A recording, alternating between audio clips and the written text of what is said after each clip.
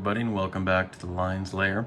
The Lion's Den currently is quite full at the moment with spring offensive stuff, so I'm down here and I'm going to do this unboxing for you. So this lovely unboxing is from Historical Board Gaming. The owner, Doug Friend, sent this to me, and it's quite a big one here. So I'm probably going to move the box off camera here, and we'll open it up and then we can display all the lovely stuff that comes in there. And if it's something really worth looking at, we might have to pause it and do a closer look. So with that being said, well, let's just open it up here and just see. Received this yesterday, so I have not had time to look at it except for this lovely morning.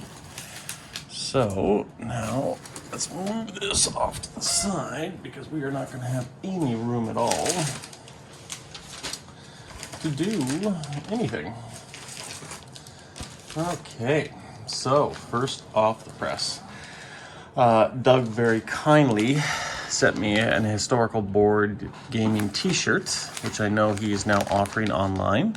So definitely check that out. It's actually, you know, I'm not really big on swag sometimes, but this is one thing I kind of did want because, yeah, I really do love the site that he has. So definitely check that out if that's something you guys want. Definitely help support his business for sure. And then we have, because the Spring Offensive is coming up here, we have a second rule book for Global War, the new version of it. So we'll have two on hand, which is very, very handy for sure. We'll put this off to the side and that off to the side. And then let's see what else we got here.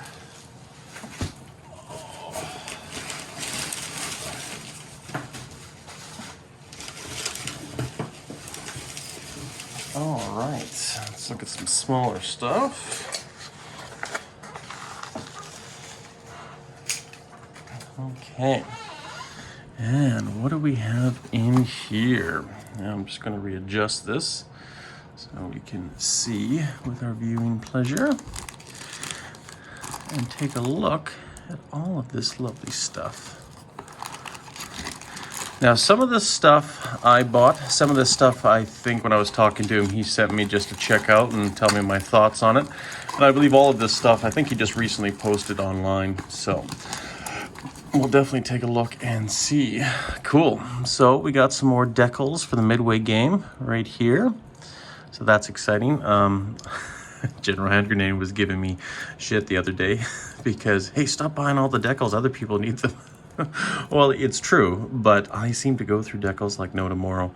Currently, I'm working on the Italian set for the Spring Offensive, and decal galore. It's crazy, but hey, it'll look good in the end. So, really like these ones for painting Midway planes. Now, you can get the ones without the white star.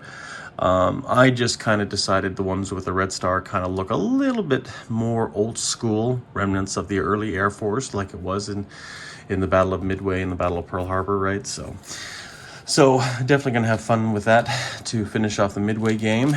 Got some Airborne, just some custom Airborne pieces for my Canadians, and I think the British Airborne might have been the 6th Airborne. So yeah.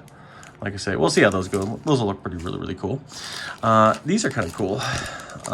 These, I believe, are called the German pole bomber. Now, it's a weird looking bomber, and structurally, it does seem odd, but crazy interesting. And this is obviously from a World War I set, but this will be fun to paint and quite easy to paint in decal, just because it's so square and rigid. But definitely a very, very cool looking 3D sculpt. So definitely ordered this online recently because that just came up and I thought, you know what, I have to have it. Obviously, in that game, I'm pretty sure you're not going to be using a pile of planes or pile of bombers, but nonetheless, it's going to look really cool on the board to have some of these, right? So, but yeah, the crazy inventions of the First World War. So definitely cool to see. And more of these Canadian rondels. And what do we got here? This is actually kind of a cool set. I don't even really know what it is. But, oh, yeah, these are kind of interesting new sculpts. So this is the Heinkel HE11. Oh, actually, it was a, sorry. I remember it actually had a different name, but this was a rare version of a German Heinkel twinned together, and I believe it was an early version to see if it could pull the glider, the Moumont glider, which I think was the Messerschmitt 321, if I remember correctly. But very interesting and very cool nonetheless. So, and just like I say, a very odd sculpt. When I first saw that, I thought, that can't be a real plane, but sure enough it is. And what do we got here? Looks like we have a version of an E100 here, and I think this is the new Panzer online being sold, if I remember correctly. Panzer X or something like that, or German X. And yeah, I'm pretty sure this is the E100, the larger E100. Now, and we have a nice Tiger, 3D printed Tiger, which if you guys know on historical board gaming, they have the injection molding ones. Sometimes the barrel can be a bit floppy and miscentered, but I love the 3D printed stuff, and I've said that to Doug many times. Yes, things can break and are brittle, and if you drop it, you know, it's happened to me, and it's going to always happen, but the detail is second to none, and that's what I love about it. And it's just so much better, especially when you apply paint to it, right? And then, oh, look at that. This is one of these parasite bombers, I think.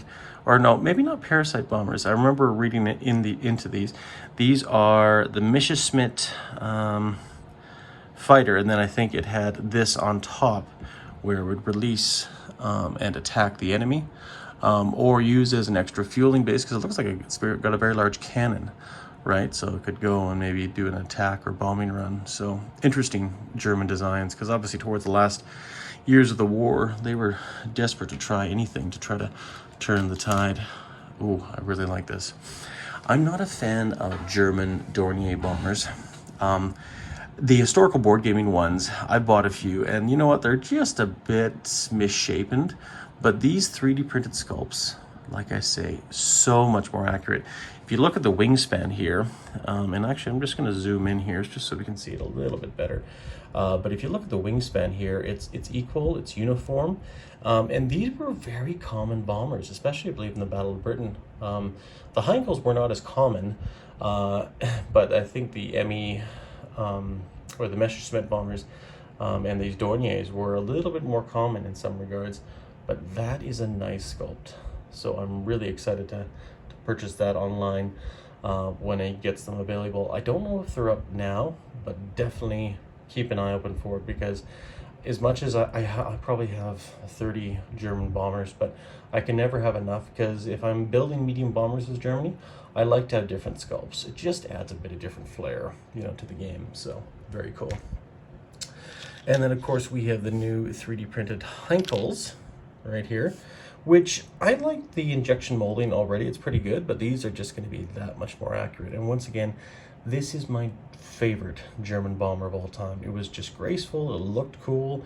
The cockpit glass was a bit off-centered, but oh god, 3D printed stuff, it is just magical and looks so good.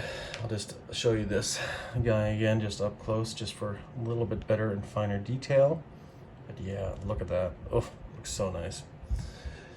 And then P38Js. Look at that, hey? Yeah. So these are definitely some ideas that are online or soon to be online. So if you're interested more into 3D printing, oh, I think it's just far superior in many ways. Because like I say, a lot of the stuff too, sometimes you order it from China, it's just not as good, you know. This is the ME 88, I think. Yes, I could be wrong anyways. But yeah, this is the 88 bomber, right? 3D printed, once again, looks so much better, so much better. And what do we got here? This I'm not familiar with. Definitely looks like a German bomber, but I'll have to actually do some research on this, but that's really cool. Definitely got a large cannon, maybe for attacking ships, maybe across the channel or whatever, but very, very cool. Like I say, all these sculpts are just going to be amazing to fill the board with. And then of course you can take a look here with these the 3 different German bombers. So I'll probably be putting an order in for, you know, when these come up on board, definitely for sure. So, yep, very cool. And it looks like we have another setup here with the British Global War 36 Rondos. I'm probably going to give this one away as a as a prize here, just because for the spring offensive, I'm going to, well, I might as well let the cat out of the bag. I'm going to be doing a quick surprise for, well, not really a surprise, but a giveaway for the spring offensive. Maybe even a series of giveaways, just for fun, just to get the viewers involved when we eventually get to it. And we'll see what we're going to do with the whole thing. Basically, I think it's going to involve picking a faction and the team member alliance you like, and then if that wins, then we'll go into a draw. How many people correct that correct alliance, right?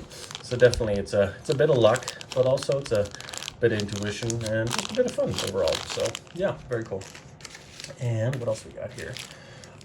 More of these airborne markers. That's good to have. Now this just recently came online, and these things are a little fragile. It looks like one of them didn't quite survive shipping, but hey, that's the way life is. But these are the German radars. Just because radar's in the game for Global War 36, I'd figured I'd order some, maybe paint these up for different nations, because I really like the German radar. The British radar is unique and iconic too, but it definitely looks like a radar piece when standing here.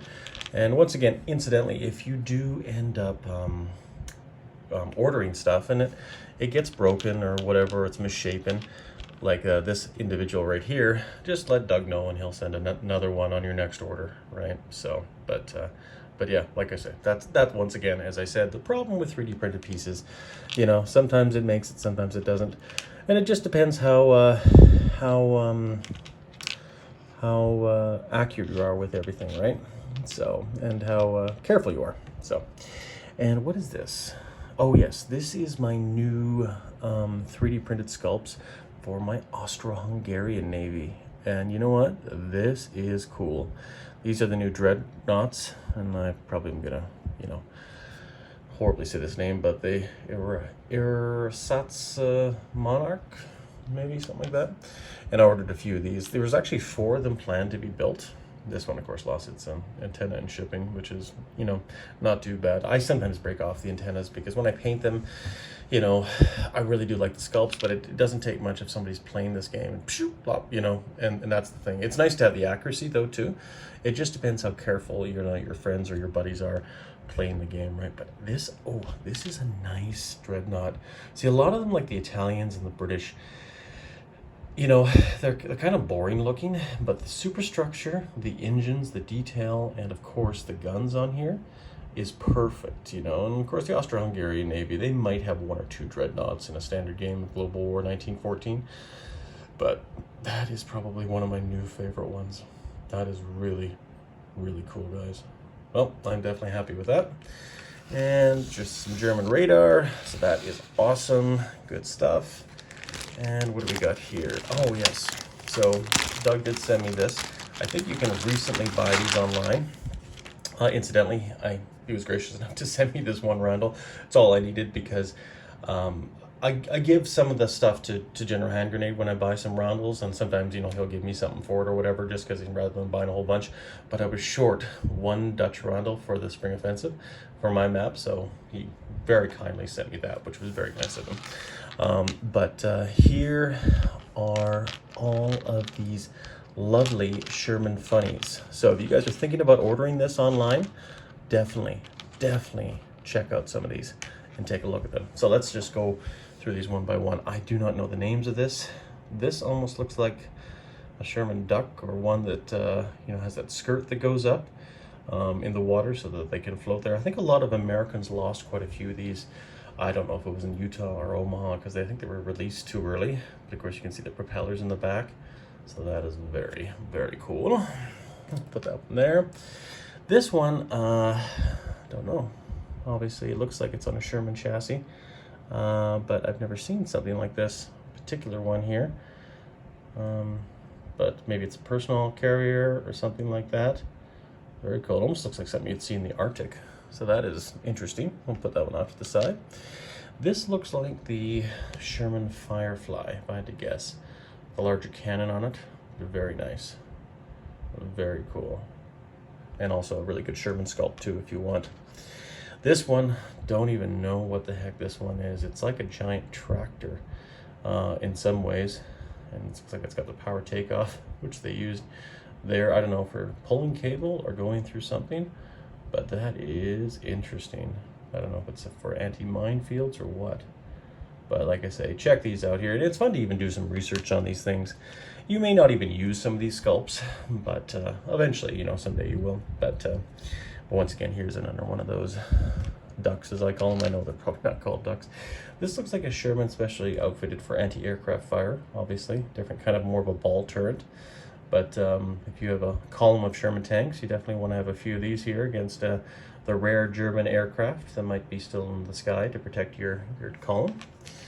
This one here, oh, this is my favorite. Probably out of all of the Sherman funnies.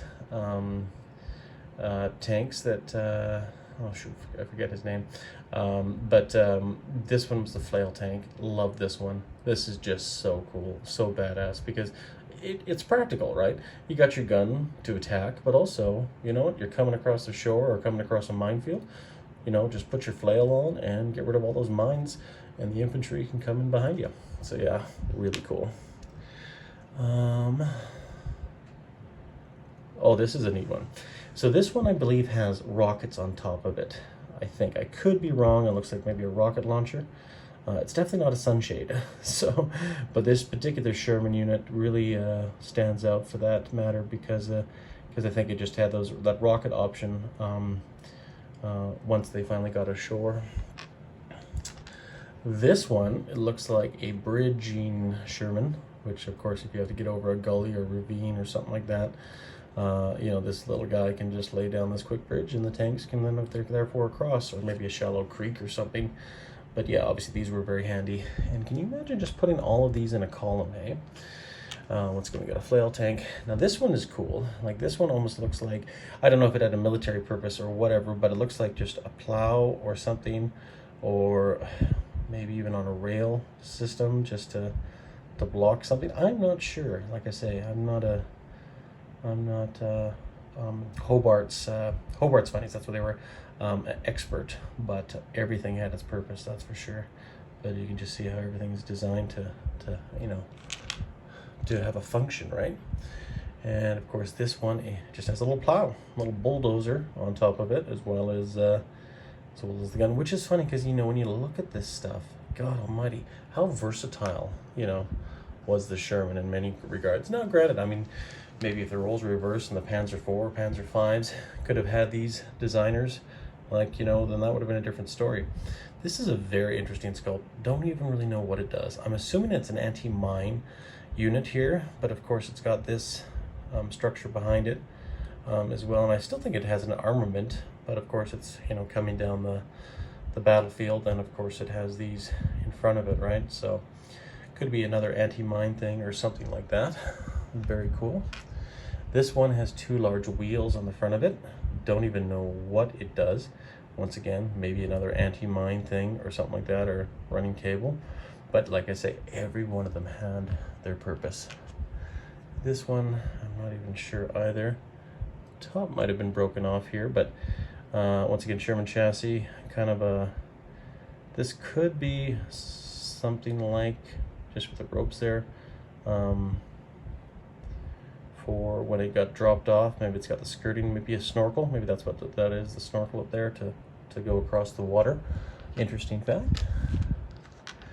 This one is really cool. Now this one I'd almost think has a snorkel in the back, but I could be wrong, for coming across the water. But yeah, interesting. And then I think some of these are all just repeats, but yeah, very cool. Very cool. I might have to do some of these up and give them away for a prize or something like that. I'm sure you guys would enjoy that.